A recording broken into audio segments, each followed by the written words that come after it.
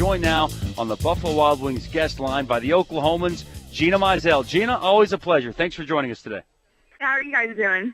We're doing great. Boy, you've been busy. A lot going on up there in Stillwater.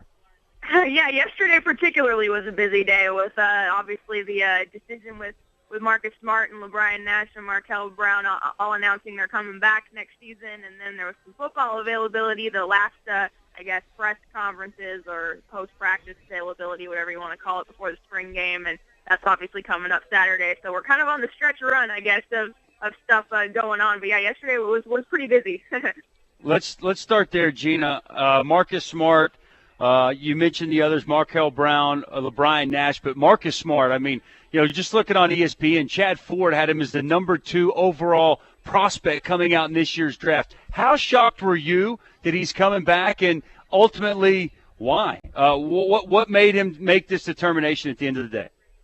I was definitely surprised, but I wouldn't say I was shocked. Just based on what I've heard from inside the athletic department and what my partner on the beat, John Helsley, who's even way more tapped in than I am, what kind of he's been telling me and that sort of thing. And I kind of felt like the longer that he waited to decide, maybe the more there would be a chance that he actually would come back. And he's just a different kind of kid. I mean, he's someone who obviously his tough life growing up has been pretty well chronicled. Lived in a really bad part of Dallas and kind of escaped that area and came to Oklahoma State. He's very close with his teammate Phil Forte. They essentially came to OSU together.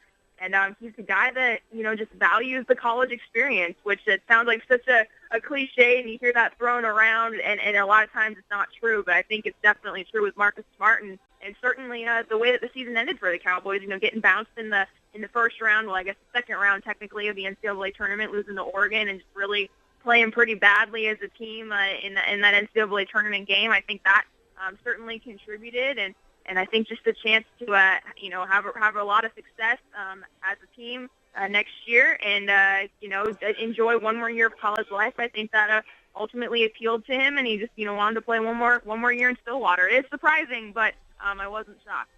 What are the expectations of this team? I mean, returning this trio, gone from a team that was going to be rebuilding and possibly struggling to all of a sudden possibly a favorite next year. Yeah, I mean, I think this certainly puts them as the Big 12 favorite going into next season, especially with Kansas losing all of their starters from this past year's team with McLemore leaving and all those seniors. So yeah, and if you're in position to win the Big 12 or favorite to win the Big 12, then that kind of automatically makes you a national contender. So I don't necessarily maybe want to say this is the Final Four bust or anything like that, but certainly this should be a team that's ranked maybe in the top 10, top 15, maybe even a little bit higher going into next season. So in a lot of ways, there's a lot of excitement. In a lot of ways, there's, Travis Ford's seat has been teetering on hot and warm and maybe lukewarm, the past couple of years. And so in a lot of ways, I think it's going to make his seat even hotter because this team better perform next year. But certainly, the scene yesterday at the Student Union, there were students lined up all along the balconies that overlooked the atrium, and it was a pretty spectacular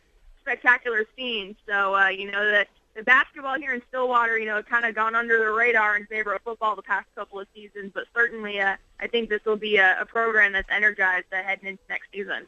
Good for the state of Oklahoma. Right now with Lon Kruger here, with these guys coming back, good buzz in Oklahoma right now with the quality of basketball. You love to see that. Your colleague Barry Tremmel wrote a great article today, I thought. And it's not the norm right now in college athletics, especially college basketball, to see a guy like Marcus Smart, so highly touted, to come back and not go out and not get that money that he's worked so hard for. So I salute him. I say bravo, young man, because you don't see this very often in college athletics, especially college basketball. Pretty special moment there yesterday in Stillwater. Let's talk some football, Gina. New offensive coordinator, new defensive coordinator. Reading a piece you wrote today in the Oklahoman about the new offensive coordinator, Mike Yurcik. Sounds like he's starting to find his way there. Sounds like he's starting to really understand the way he fits into everything. And it sounds like as fast as it's been there, that offense is going to be going even more up-tempo, even faster. Yeah, I think that's probably the biggest change, and it's really not even a change. It's kind of a an addition or just kind of a different look as far as this offense could be this coming season. And I'm really curious to see that in the spring game coming up on Saturday, how fast these guys are going to go. Because, I mean, as you well know, and so many teams in this Big 12, and Oklahoma State's one of them, they were already going fast with that no-huddle attack. So, yeah, I'm curious to see. Again, they've got experienced quarterbacks now. They've got experience at running back and wide receiver and on the offensive line. So you've kind of got the tools in place that can move at that pace. So that should be certainly interesting to see. But, yeah, I mean, a lot was made about Mike Yurcich when he was hired. You know, it's a guy that most of us had never heard of. I had certainly never heard of him. I had never heard of Shippensburg University until he was hired. So, and you could kind of tell his first availability after that first week of spring practice.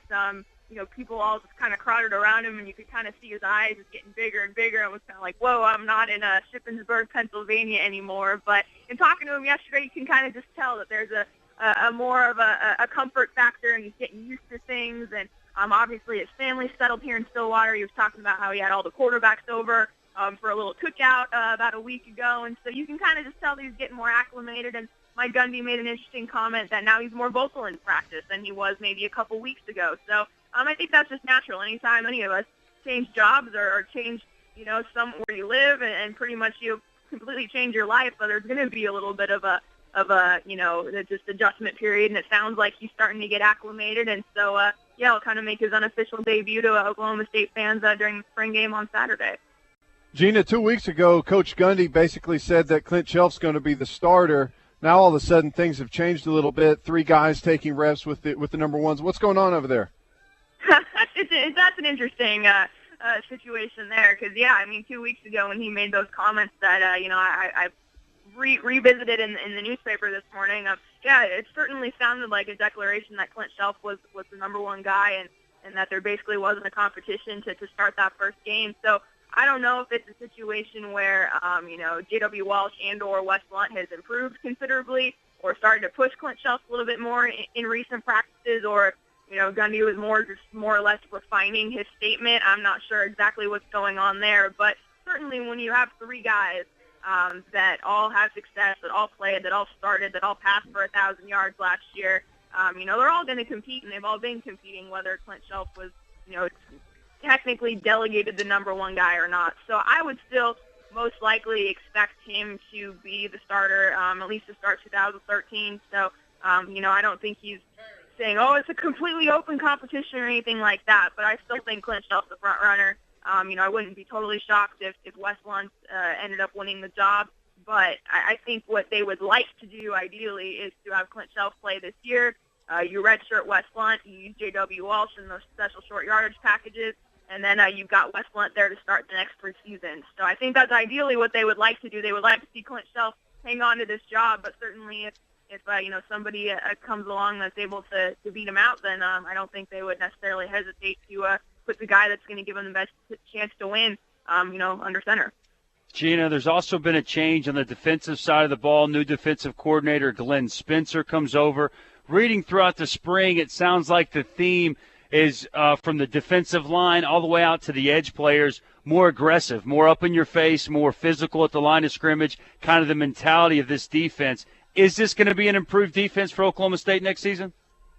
I think it's definitely going to look a little bit different, and I think the more aggressive style is something that had to be done. I mean, you saw it in Bedlam, just how much cushion that those receivers had to catch the ball on the outside, and that kind of continued in the Baylor game and against those really good passing teams in the Big 12, and that simply just it didn't work. So it's like you got to change something, and so I think that the tighter coverage is something that certainly, you know, Justin Gilbert and those 2 younger cornerbacks, Kevin Peterson and Ashton Lampkin, have been working on this spring, and something that kind of needs to be done. And I mean, they're not going to do it every play. It's just a matter of knowing when to play bump and run and knowing when to maybe get off a little bit. And you know, it's going to even go down to the safeties. A guy like Dayton Lowe can come up and press guys in the slot a little bit too. So I'm curious to see how that develops, you know, this season and even on Saturday as well. And yeah, it's the good passing defense starts obviously with the pass rush, and that's something that Oklahoma State didn't do very well last year either. So the defensive line's got to be more aggressive, and I don't think you're going to see any huge dramatic changes as far as scheme or or anything like that. It's more kind of just an attitude. That's the way that Mike Gundy described it. Just kind of having that aura about you, and that, okay, we're gonna come after you. And because if you are playing soft coverage, you kind of just start to fall into that. And I'm not saying the players were lazy or anything like that, but you kind of just fall into a different mindset. So that certainly is a change that I think needed to happen, and so we'll see how it goes this coming season. Gina, this Saturday when you're watching that game, what are going to be the main points of emphasis for you to kind of gauge how this spring has gone and if they've made improvements? Is it the quarterback play along the line of scrimmage, the skill position guys? What are you going to be watching most? A lot of the things we've just talked about, I am curious to see how the defense looks, most notably those cornerbacks. I mean, Justin Gilbert is a guy who just really had, I don't want to say a bad season, but a subpar season compared to what people expected last year. And we've heard a lot about how he's got a renewed, focus, and his attitude's a lot better. And so that should show on the field. So I'm curious to see how he plays and how those two younger guys that I just mentioned, Peterson and Lampkin, look on the other side, looking to replace Broderick Brown at that other cornerback spot. And I am curious to see the quarterbacks. I am curious to see how Clint Shelf's arm has developed, because certainly for all the good things he did down the stretch last season, his arm, isn't as accurate as maybe a Wes Luntz, even though Luntz is a little bit more raw. And I'm curious to see how Lunt's grown and to see if J.W. Walsh's arm has improved. So, a lot of the things we've just talked about, I think, are the biggest things that I'll be looking forward to. And just how fast this offense does go, because I've heard that, again, they're waiting for the referee during these scrimmages to put the ball down. So if it's really going that fast, then I'm gonna have some trouble trying to tweet and type and write notes and stuff, because I'm not going to be able to look down at all. So I'm curious to see how fast I've got to write and to take my notes going forward on Saturday. You need to get a court reporter for you to work for you, Gina. Those people can type fast. Hey, also one quick thing. Who's going to be the kicker punter? You don't have to answer that. I'm just saying, looking at the spring game, Quinn Sharp, he's handled both duties for so long now. Going to be interesting to see how Oklahoma State replaces the guy who was so integral part of their special teams. Gina Mizell, thanks. Great stuff. Absolutely, you guys. Have a good one.